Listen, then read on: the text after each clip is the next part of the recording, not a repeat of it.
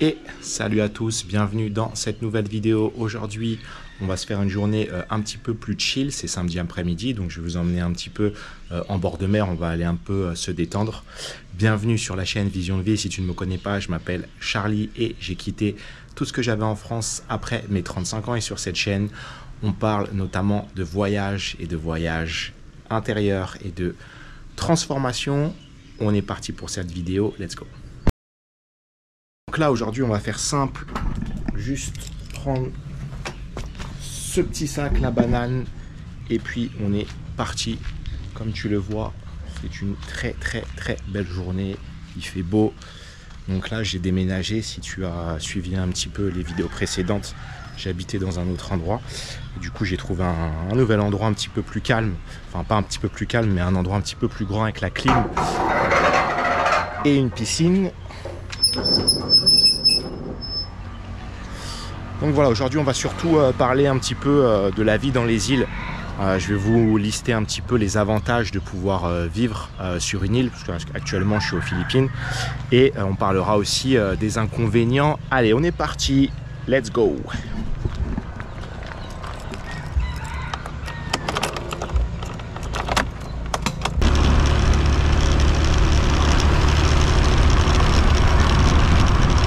Là on est actuellement en plein milieu du mois d'août et c'est censé être la saison des pluies ici aux Philippines, mais moi j'habite sur l'île de Bohol où la mousson elle est moindre, donc ça veut dire qu'il n'y a pas vraiment de pluie. Il pleut un petit peu, mais généralement c'est des belles journées, il fait très chaud, là il doit faire à peu près 35-40 degrés, donc il fait quand même assez chaud, mais tu t'y habitues,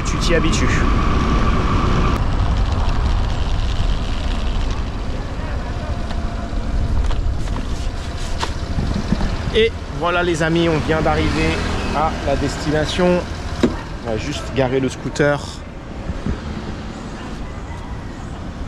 Donc c'est pas du tout blindé. Je te mets au défi d'aller dans une station balnéaire dans le sud de la France en plein milieu du mois d'août. Je pense que te garer ça va te prendre plus de temps que de te poser sur la plage. Pour ceux qui sont allés en vacances dans le sud-est et même dans le sud-ouest, je pense que vous voyez ce que je veux dire. Donc là on vient d'arriver, je vais vous montrer, ça s'appelle Moato Strip.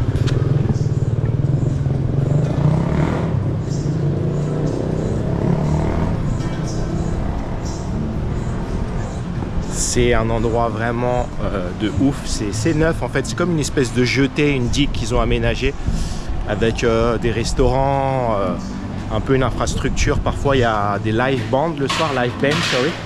C'est un peu bruyant là, je sais pas ce qu'il fait le mec. Et du coup voilà, je vous montre à quoi ça ressemble.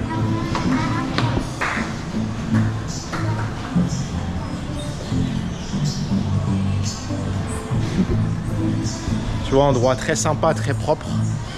Et je vais vous faire découvrir la plage. J'espère que c'est encore en marée haute. J'ai checké, en principe c'est high tide jusqu'à 19 h. Et du coup on va pouvoir faire un petit plouf dans l'eau. Vous allez voir la couleur de la mer, c'est assez exceptionnel. Donc voilà, c'est complètement vide.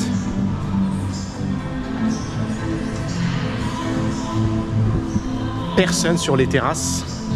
En fait il y a beaucoup de locaux qui n'ont pas les moyens de se payer ce genre d'endroit. Donc c'est souvent des gens d'une classe un peu plus haute, ou voire des touristes qui fréquentent ce genre de lieu. Regardez-moi ça, c'est incroyable.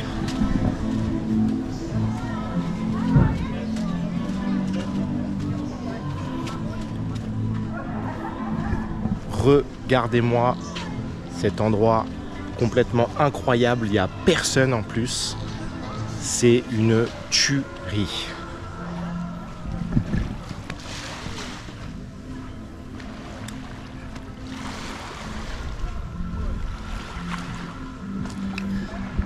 Donc voilà, ici on se retrouve dans un endroit donc, qui est à 10 minutes de chez moi. Autant te dire que quand tu as un endroit comme ça à 10 minutes de chez toi, bah, tu as carrément envie d'en profiter. D'autant plus que c'est un endroit qui est très calme. Ici s'appelle Dolho Point. So, c'est un site de plongée sous-marine. Là vous voyez à peu près à 100 mètres du rivage, il y a un grand mur. Enfin vous voyez pas, mais bon, il y a une séparation. C'est un mur de de coraux. Et du coup, j'ai découvert ces spots notamment grâce à la plongée sous-marine qui est une de mes activités. Ici, pas mon activité principale, mais une activité secondaire. Et du coup, j'ai vu cette plage un jour depuis le bateau et je me suis dit, il faut absolument que je vienne découvrir cet endroit incroyable. Donc là, ce qu'on va faire, c'est qu'on va se faire un petit plouf et je vais vous parler un petit peu, comme je vous l'avais dit, des avantages de vivre sur une île et aussi des inconvénients. Je vais juste laisser mes affaires à l'ombre. On va les mettre ici, tu vois. Hop. Et faut savoir qu'ici, c'est pas du tout, n'y a pas du tout d'insécurité. Donc en fait, tu peux laisser tes affaires, ça n'a rien à voir avec des coins en France ou même en Occident où tu vas sur une plage dans le sud-est, à Toulon, sur Marseille. Je te mets au défi de laisser tes affaires comme ça sans surveillance. Comme ça, un sac, une banane avec de l'argent dedans, c'est pas possible. Donc ça, c'est quelque chose de très agréable. Tu peux ici laisser tes affaires et puis chiller sur la plage sans que quelqu'un vienne te voler tes affaires tout simplement. Bon, le moment tant attendu. Regarde-moi cette eau cristalline. L'eau, elle doit être allée à 27-28 degrés. C'est pas du tout pollué. Ça, c'est vraiment quelque chose d'agréable ici. Aux Philippines, ils essayent quand même d'entretenir les plages. Même s'il y a voilà, du plastique, etc. C'est quand même assez bien entretenu. Donc du coup, voilà. N'hésitez pas à me dire dans les commentaires un petit peu ce que vous pensez de cet endroit. Est-ce que vous avez envie de quitter votre vie et d'aller habiter dans un endroit comme ça où à 10 minutes, vous pouvez venir avec vos enfants, avec votre copine, avec votre femme, ou si vous voyagez seul après votre journée de travail sur votre ordinateur, piquer un petit bain, une petite nage. Honnêtement, dites-moi dans les commentaires ce que vous en pensez. Oh, magnifique. Donc on en vient au thème de la vidéo. Quels sont les avantages que vous avez à habiter sur une île? Donc quand je dis une île, c'est quand même un endroit qui est assez petit. Donc ça peut être en Thaïlande, ça peut être en Indonésie, ça peut être aux Philippines ou même on va dire Madagascar ou des coins comme la Réunion ou l'île Maurice. Le premier avantage, excusez-moi, bien évidemment, c'est la qualité de vie. Le temps, le fait de vivre en bord de mer, c'est des endroits où généralement la température est assez clémente une bonne partie de l'année. Après, selon l'endroit que vous allez choisir, il faut quand même faire attention à la mousson, la saison des pluies. Quel est le genre de mousson que vous allez avoir? Parce que si vous vous tapez 4-5 mois de pluie intense, comme ça peut être le cas dans certains coins des Philippines ou même des coins en Thaïlande, ça peut être très compliqué. Donc il faut quand même bien choisir votre coin. Mais bien évidemment, la qualité de vie, le temps et d'avoir des lieux comme ça à proximité, c'est quand même assez top. Le deuxième avantage que vous allez avoir si vous déménagez ici en Asie du Sud-Est, etc., sur les îles, c'est bien évidemment le coût de la vie.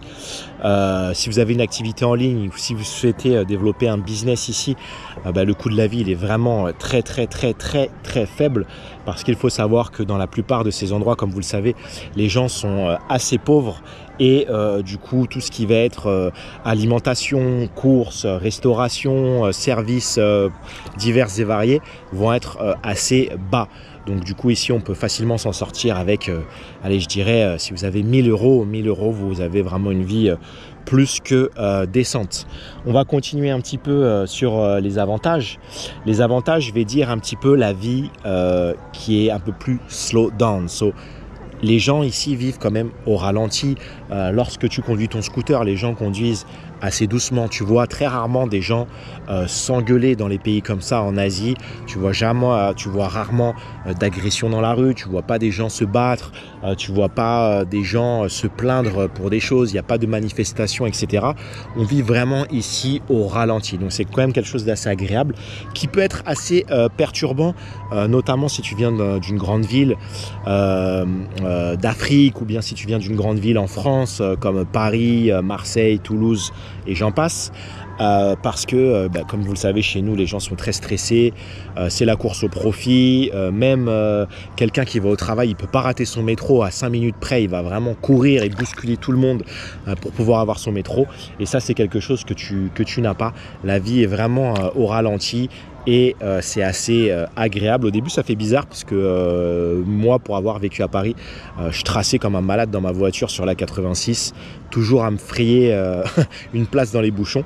Et puis ici finalement je roule en scooter entre 30 et 40 km/h, chose qui est totalement impossible si tu conduis en France. Donc voilà, ça c'est pour les avantages. Maintenant on va parler des inconvénients, parce que forcément il y a des inconvénients. Le premier inconvénient, ça va être, on va dire, peut-être la température. Quand vous vivez dans un endroit sur une île tropicale, c'est vrai que notamment pendant la haute saison et la saison sèche, il peut faire très chaud. Et pour en avoir fait l'expérience, je me suis rendu compte que c'était quelque chose qui te fatiguait, c'est quelque chose qui diminuait ton niveau d'attention et de concentration pour le travail. Du coup, moi, j'ai habité tout d'abord dans un petit studio où j'avais qu'un ventilateur en fait, parce que c'était beaucoup moins cher et j'avais envie d'économiser de l'argent. Et je me suis vite rendu compte que c'était pas possible, donc j'ai déménagé pour avoir vraiment un endroit climatisé, parce que lorsqu'il fait 30-40 degrés toute la journée, c'est quasiment impossible si vous avez envie de développer une activité en ligne d'avoir un endroit sans la clim. Vous allez le faire au début, moi je l'ai fait, mais après vous faudra une clim. Donc voilà, la température, ça peut être quelque chose de perturbant, parce qu'évidemment si vous quittez un endroit avec une température tempérée ou froide et que vous avez envie de chaleur, au début ça va vous plaire, mais sur le long terme vous allez voir, ça peut vous fatiguer, vous allez être en sueur, vos habits, il faut vraiment adapter tout un tas de choses. Donc du coup la température, je dirais que ça peut être c'est évidemment un avantage, mais ça peut être quand même un inconvénient. Le deuxième inconvénient, c'est justement l'inconvénient qui est rattaché justement au coût de la vie, parce que vous vous doutez que si le coût de la vie est faible, c'est que parce que la population peut être très pauvre. Et autant en tant qu'occidental, excusez-moi, ça va être très difficile de vous acclimater à la population locale. Et je vous parle vraiment en tant que voyageur. Ça fait à peu près 10-15 ans que je voyage, je suis allé dans plein d'endroits, à la différence que dans le passé, je passais énormément de temps en tant que vacances. Donc j'allais faire des vacances, même si je partais pendant 1 mois, 2 mois, je revenais chez moi. Donc la manière dont je recevais les locaux et les gens et mes interactions étaient différentes. Ici, lorsque vous fréquentez au quotidien et vous êtes entouré de personnes qui sont assez pauvres, vous allez être considéré un petit peu comme un porte-monnaie. Vous êtes un occidental riche, vous avez de l'argent, même si vous dites que dans votre pays vous gagnez un SMIC, l'équivalent de 1300 ou 1400 euros. Il faut savoir que c'est totalement énorme pour eux. Ça peut représenter une année, voire plus, de salaire complète d'un local. Donc ici, les interactions parfois sont vraiment compliquées, parce que les gens vont chercher à vous arnaquer, ils vont chercher à augmenter les prix sur tout et n'importe quoi. Vous allez aller dans un marché, vous allez aller dans vous voulez louer un scooter, vous voulez faire une excursion, les prix ne sont pas affichés, et bien évidemment sur votre visage, ça se lit que vous n'êtes pas d'ici. Et je ne parle pas de couleur de peau, je parle de l'Occident en général, que vous veniez de l'Afrique un peu plus westernisé, que vous veniez de la France, du Canada, etc. Vous êtes une personne riche et ça va se voir, et du coup tout va être basé sur l'argent, et même dans les relations personnelles. Si vous voulez vous trouver une copine, il y a des nanas qui vont être avec vous pour votre argent. Il y a des gens, même des amis, qui vont fréquenter pour l'argent, parce que si vous allez en soirée, ça va être vous allez tout rincer, et ça c'est quelque chose qui est très fatigant. Et c'est pour ça que par rapport à cette pauvreté-là, parfois c'est difficile de se faire des amis, parce qu'il y a une déconnexion totale sur peut-être les problèmes que nous, on a à notre échelle autant qu'occidental. Beaucoup de locaux pensent qu'on n'a absolument aucun problème parce qu'on a de l'argent, et ils ne savent pas qu'on peut aussi être victime de dépression, on peut avoir des pertes dans notre famille, on peut avoir des coups de mou, on peut être viré de son travail, on peut avoir des peines sentimentales. C'est quelque chose qui est un petit peu passe au second plan, parce que comme je l'ai dit, pour eux, t'as de l'argent, donc ça résout tous les problèmes. Et donc je reprends, désolé, j'ai dû couper la caméra parce qu'il commençait à faire très chaud. Et le troisième inconvénient, donc du coup quand tu vis sur les îles, ça va être vraiment les gens. Les gens sur les îles, alors c'est pas du tout un cliché, mais c'est vraiment de mon expérience, ils sont assez sauvages, ils sont assez chauds. C'est pas toujours évident en tant qu'occidental, notamment si tu viens d'une ville de te connecter émotionnellement en termes d'éducation, en termes de référence de vie. C'est vraiment pas toujours évident.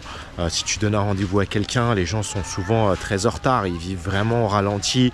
Et puis même en termes de mindset et eux de leur vision de vie, ils sont quand même assez radicalement différents. C'est d'ailleurs pour ça qu'il y a beaucoup d'expatriés qui s'installent dans des villes, que ce soit en Asie du Sud-Est ou même en Amérique centrale. Ils s'installent dans les villes, donc ils vont être sur Manille, sur Bangkok, Singapour, et pendant des week-ends ou des vacances, ils partent sur les îles pour pouvoir profiter du bord de mer et de la plage, parce qu'en tant que businessman ou entrepreneur, c'est pas toujours évident sur les îles de faire des rencontres que j'appellerais meaningful. Donc voilà, c'était tout pour cette vidéo. Bon, j'ai fait une vidéo un petit peu plus spontanée parce que ça me prend un petit peu moins de temps au montage et à l'édit. Et puis je vous donne rendez-vous très bientôt pour une nouvelle vidéo. N'hésitez pas à vous abonner et à liker. Peace.